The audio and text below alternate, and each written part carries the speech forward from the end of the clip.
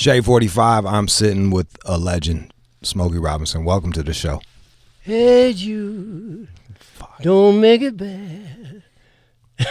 I'm gonna let you keep going, bro.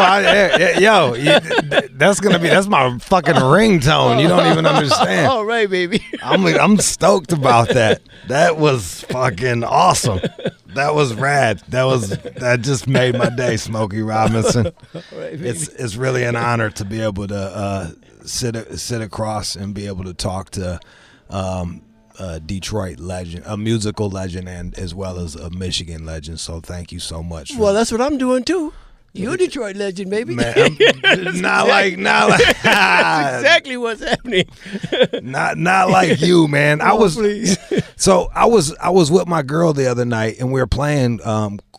She's from Canada, so she doesn't know a lot of this stuff. And I was playing Quiet Storm for her, and I was like, "Yo, I want you to understand." Like, she had moved to Michigan. I was like, "This is our shit. This is." But I was so young. Did they name Quiet Storm after your song, or was the Quiet Storm? They actually, Jude. I never expected that to happen, man. Quiet Storm was. I had retired from traveling and doing shows and stuff like that, and from music, basically, other than the fact that I was vice president of Motown, I was just doing that, and I retired for about 3 years, man, and went absolutely apeshit. It was just I was so lost. Because you couldn't create? No, because I missed being in show business, man. I missed being on stage.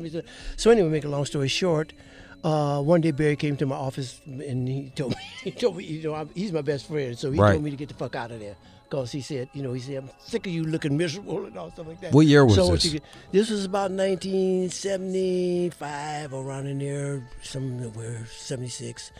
And he said, I'm tired of you looking like this, man. He said, because when I see you sad, it makes me sad. So I want you to get out and get a band. Right. So I wrote A Quiet Storm. And I that was going to be my debut back in the show business. And the reason I came up with that title is because I always considered myself to be like a quiet singer. Yeah. And I said to myself, man, I got to go ahead now. Because, as far as being a vice, I just didn't want to let Barry down. I didn't want to let him know that I wanted to be back and show. But he came and he did it himself. So anyway, what was happening while you were running? Were you doing Eddie Kendricks and all that? Were you a part of that, or had they left Motown, or no, they had not left Motown. So you were still doing pretty fucking good. You just I just wasn't making. You just wasn't making the music that you wanted to make. Yeah. Okay. So anyway, I said I'm gonna take it by storm. So I said, oh, that's a great idea, Quiet Storm. So that's why. But I did the record, and then a guy named Melvin Peoples, I think his name was, in Washington D.C. started the first Quiet Storm show. No shit. Where he opened his show every night with that song, Quiet Storm, and it just snowballed, man. Yeah. And went all over the country. So that's where those stations. So now you got me at 77, baby, in the 80s. All right. And it's like I was just trying to explain. I'm like, she's like, this music's so. I was like, this is Detroit right here. Like, this is what we grew up listening to. Like, I want you to understand, like, the food, the fucking the Smokey, like what the fuck he means to music. And it was a really cool gift that I got to give to somebody that I care deeply about. Thank you, man. And it was really such a cool story to hear. I was like, you must have just been like, damn, dog, I just started a whole new, like, I know they had late night slow jams, but you took it to the whole nother level. Well, I really feel very blessed about that, man, because that's wonderful. To think that would happen from that is a wonderful thing. You also were fucking D'Angelo covered you, and that was another like, he was like our hip hop R&B singer. Yeah. Well, did he hit you up, or how did that go down? No. I know D'Angelo, man. I know his mother and I know his family and stuff like that. No shit. Yeah. So D'Angelo just recorded that, and the first thing I knew, he had recorded it, and I loved it because I loved his version. You know, he puts his little D'Angelo blues thing on it like that. And so one of the beautiful things that happened about that, man, was the fact that he had Cruising out, and it was a hit for him. Yeah. And he was doing this TV show, and he was going to sing Cruising, and the producer called me and said, "Hey, man," he said, "I want you to come out and surprise D'Angelo and sing Cruising with him." Get the fuck out. So I said, okay, and I did, man, and it was so wonderful, man. He was surprised, and I went out and I sang it with him on the TV show and stuff, but it was beautiful because I love him. He's a cool young man. What's that? What? I know what it's like to do a show, and I'm just like in the zone, and I'm locked on. Yeah. What's that like for you when you're truly a master at what you're doing, and what's that like to get into that zone, to get into that space? Well, you know what, Jude, it's I don't know how to quite describe that to you, but that's the reason I had to come back and do this, because there's no zone like that. Yeah. I could not find another zone like that, man. And it happens every night. See, I shit you not, man, and I mean this from the bottom of my heart. I have about 4 have-to songs, and they are "Ooh Baby Baby," "The Tracks of My Tears," "Cruising," and that's the 3 that I can think of. That if I don't play, people gonna throw shit at me. The Tears of a Clown, do they Tears go? of a Clown, it's not quite like those 3. Not those 3 Tracks of My Tears. Yeah. You know, so if I don't sing those, people gonna throw shit at me. But so I have sang, in fact, all of them. But I've sang those songs thousands of times because I play them every night when I'm working, you know. Every night, they're new to me. Every night, those songs are new to me, man. It's like the first time I ever sang them. Every night for me. That's beautiful, man. Because there ain't no zone like that for me. Yeah. When you did a hell of a lot of writing as well. Like what was the creative difference between actually performing and going into yourself and writing? What was the difference? Well, the difference is that if I was writing something for myself, there wasn't too much of a difference.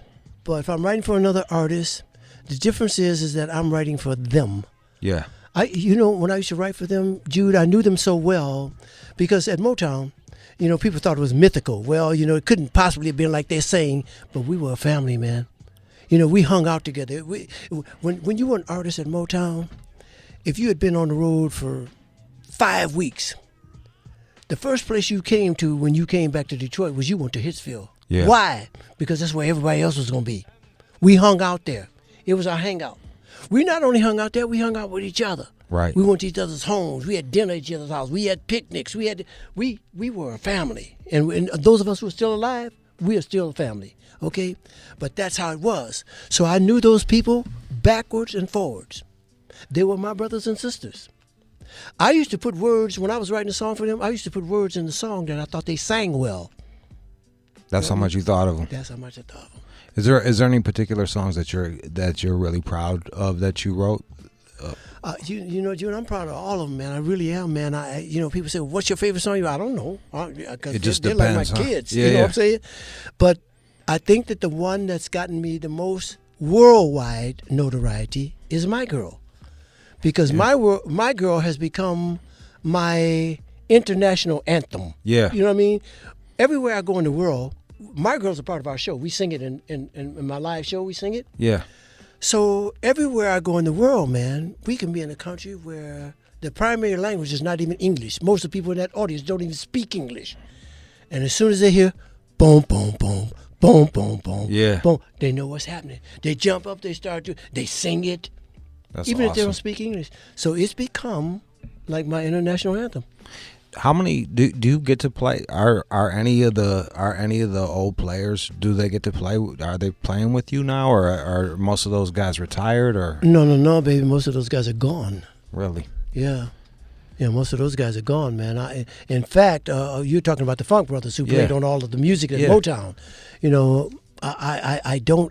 It's hard for me to think of any of them who are still alive. In fact, I can't come up with one right off the bat. There was the Standing in the Shadows of Motown, the documentary. Yeah. Did that give them justice? Standing in the Shadows of Motown, and I told the Funk Brothers who were left when that movie first came out, because I was somewhere and I went to see them because they were playing somewhere and I went to see them. And I went backstage after and I told them that I was pissed off at them.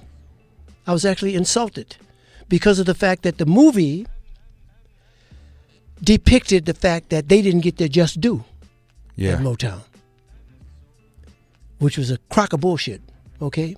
We were the first record label ever to put their names on the record. Who played this, who played that on our labels when the records came out. They were known, to give you a Funk Brothers story.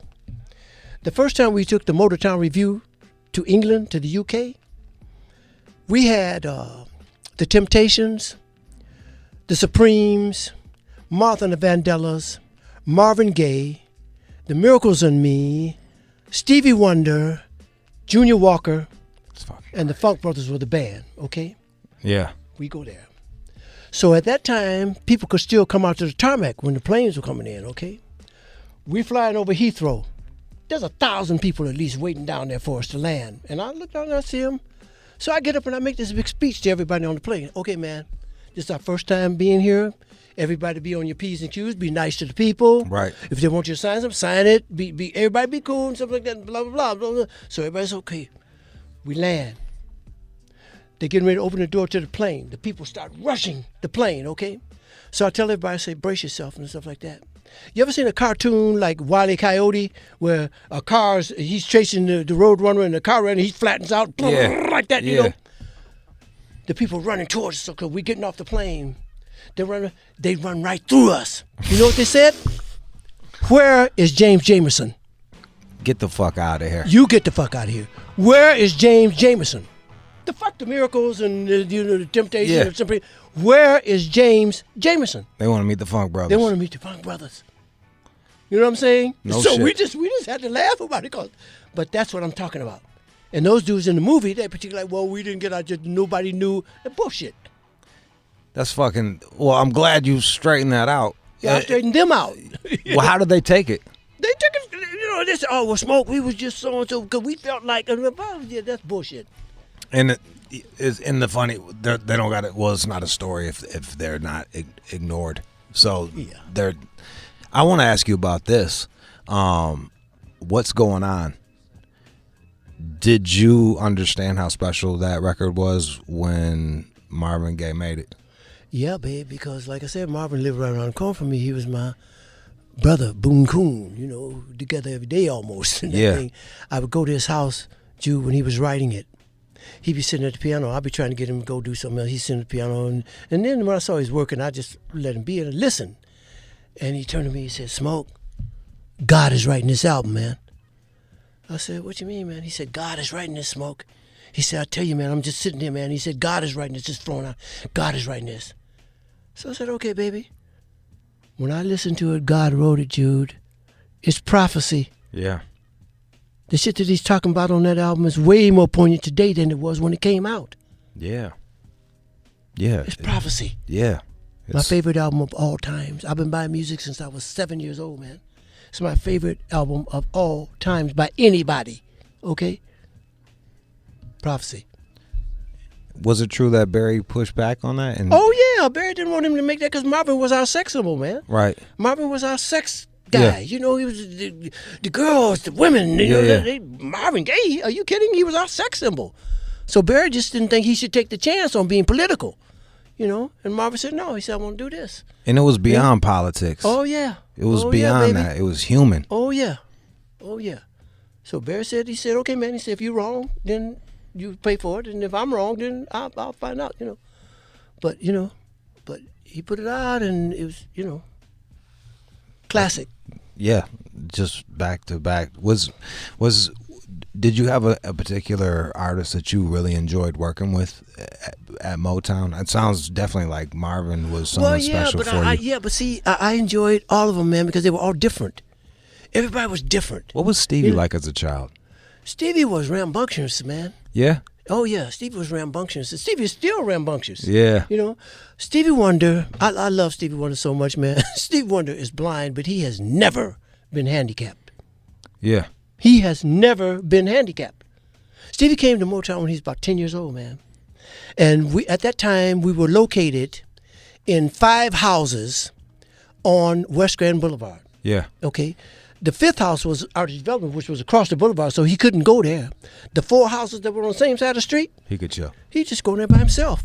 If he walking there, I guess he counted whatever it was, he'd go there by himself. We'd be playing at the Apollo Theater. By the time we'd been there for 2 days, he's walking around by himself. You know, he has never been handicapped, man. And he's my brother. You know, he come up to me and say, "Hey, Smoke, man, what color's the dress she got on, man?" He talking about the girl. Yeah. What color's the dress she got on? I says, "Blue, man." And he go over to the girl and blow her away. "Oh, baby, I really like that blue dress you got on."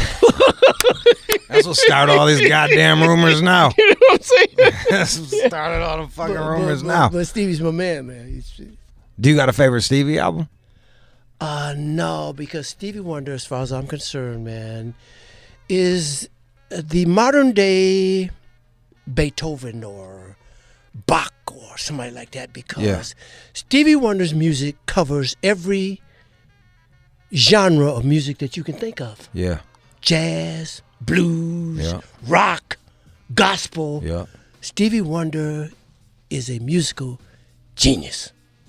I mean, if you're from fucking Michigan and if you hear My Eyes Don't Cry No More, you know, straight to the motherfucking dance floor. You like, know what I mean? It's like the national song of fucking Detroit for the hustle. And that's just off the top of my head. Yeah. That's not even like, that's not even talking book or anything like that. Was there competition? Every day, all day long. Did it made you better? Because Barry encouraged that. You know, that's why I told you all the artists were open to all the producers and writers if they had a song that you liked. Yeah. You know, that made the competition heavy. Did anybody ever snipe a song from you that you wanted? No, nobody ever sniped a song from me that I wanted, but retrospectively I look at the Miracles and I were the first ones to ever record I Heard It Through the Grapevine. No shit. Yeah. Barrett Strong and Norman Whitfield wrote that song, and Norm came and said, "Hey man, I got a great song for you." I said, "Okay, baby." He let me hear it. I said, "Oh, great." So he recorded it on The Miracles and Me. Yeah. I thought it was great, but the company said, "No, it's too bluesy for y'all," and they didn't release it. So then he said, "Oh shit," he recorded it on Marvin, you know, and then they didn't put it out on Marvin. Are you serious? Yeah, no, didn't put it out on Marvin. The sales department didn't put it out on Marvin. Thought it was, you know, and then he reported on Gladys Knight and the Pips. And it came out and it was a smash hit on Gladys Knight and the Pips. So then radio started to play Marvin's version, and that's how Marvin's version came out, and it's the biggest single that Motown ever had. I Heard It Through the Grapevine by Marvin Gaye. The biggest single out of all the singles that we have that sold millions of copies of, it's the biggest single that we ever had, ever. That's amazing. Mm-hmm. That's fucking amazing. Yeah, baby. It sounds like you had just such a special relationship with Marvin Gaye. Oh, yeah, I did, man. You know, I did. I miss him, and I regret, you know, his demise. I know you got many layers, but some of my favorite stuff comes from a place of pain, and how do you deal with that? How do you write these joyful songs about even like the tracks with my tears? You know, it's like Take a Good Look at My Face. You know, it's how do you write those songs? You know, Jude, I think that everybody in the world, and I mean this, gets a gift. Some people never find their gift. Some people never search for it. Some people are content to go along with whatever they're doing in life, especially if it's providing a life for them, without even thinking about if they have another gift or a gift from God, you know. I think God gives everybody gifts. I think that my gift was to write songs. Because you mentioned something just a minute ago about writing sad when you're happy or happy when you're sad or whatever. I'm not a songwriter who needs a special place or a special mood or a special thing or whatever to write a song. It just happens, man. The idea just comes. I hear something on the radio. Or you might say something to me that might say, "Oh, that's a great title." Write something. Or I see a billboard or life itself, you know. And I don't have to say, "Okay, I'm going to the desert or to the mountains for 6 months so I can write, or 2 months and just write so I can be." It can happen for me on the bus. Yeah. In the toilet. Yeah. You know what I'm saying? That's just how it comes. And so that's what it is. I don't need a special place, or I don't have to be I don't have to be happy to write a happy song, or sad to write a sad song. Right. You know, just whatever that idea. If I think it's gonna be a good idea, you know. And I fooled myself many times. I used to keep a tape recorder beside my bed, you know, because I dream stuff, and I wake up and say, "Oh, I'm gonna write it down." And I wake up in the morning and it was terrible. Yeah. You know, but yeah. So it just happens, man. I hope what people take from that is that, like, you're not an artist, you're art. You are art. What you do is God art. God bless you, man. Thank you. That's what art is. Art is action, and you doing that is art. Thank you, man. You know, no one's ever said that to me ever in my life. That's beautiful. Thank you. Well, thanks, man. You don't even know what it means that I get to talk to you, man. So thank you. Well, I appreciate you, my brother. Yeah, God bless you. Well, I'm gonna play a rap song that sampled you before I lose my shit. Well, go ahead, baby. And incidentally, yeah, I love rap, man. You know. Well, what's that like when you hear your song sampled? Hey, man, you know, people just always ask me that. Hey, man, they're sampling your song, don't you? My answer to that is, sample all of mine, please. Sample every song I have. Some songs I haven't even written. Sample all of mine, please. Yeah. Because if you sample my song, that means that song meant something to you. If you're gonna include my song in one of your songs, that means that song had an influence. It had an effect on you, which as a songwriter, I can't be more gratified. Yeah. That's why I write, so people can love it, and I hope so. Yeah. You know, so that says that to me. Then plus, I'm gonna make some money. Fuck yeah. You know what I'm saying? And the other thing is like it really, for a kid like me, I grew up. My mom's a hippie. I grew up around black kids, so I'm hearing soul. I'm hearing soul at their house. My dad's playing rock. I got rap, and the samples really opened my ears to all this different music that I might not have had a chance to listen to. Exactly, man. But I also understand this. I respect the song that was sampled because it's fucking thousands of hours of calloused fingers and writing and singing, and it takes a lot to fucking do that. This is Break of Dawn from De La Soul. So right. I think we'll end with the Quiet Storm sample. So all right, baby. 1-2. Smokey Robinson, y'all. Man, it was such a gift. Thank you so much, man. Thank you, my brother. Appreciate you.